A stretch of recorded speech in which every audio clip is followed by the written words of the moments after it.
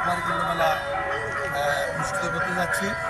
তো এবার আমাদের যে মেলার যে পরিমণ্ডল, যে জায়গার মধ্যে আমরা মেলা পরিবেশন করতাম, এই জায়গাটা এবার একটু অন্যরকম আঙ্গিকে সেজেছে।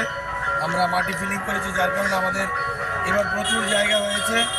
তো যার কারণে এবার দোকানদারি বা যারা মেলা এখানে পসরা নিয়ে আসেন তাদের জমজমাট খুব ভিড় বেশি, এবং আমরা আশাবাদী যে এইবারের মেলা অন্তত অন্যান্য বছর থেকে আরও আকর্ষণীয় হবে।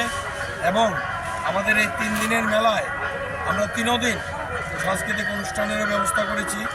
আমাদের এলাকার বিধায়ক তথা রাজ্যের কৃষি এবং বিদ্যুৎ দপ্তরের মাননীয় মন্ত্রী রতনলাল নাথ মহোদয় এই মেলার শুভ উদ্বোধন করবেন, এবং এই এলাকার আপামর মানুষ যারা এই কুমারীকুণ্ড মেলাতে প্রতি বছর আসেন, আমরা মেলা কমিটির পক্ষ থেকে এবারও তাদের কাছে আহ্বান রাখবো, আসুন এই সম্প্রীতির মেলায়, এই কুমারীকুণ্ড মেলায় জাতি ধর্ম বর্ণ নির্বিশেষে আমরা এই যে মিলনস্থল, এই কুমারীকুণ্ড মেলা বিগত 70 বছর ধরে এখানে এই অনুষ্ঠান অনুষ্ঠিত হচ্ছে।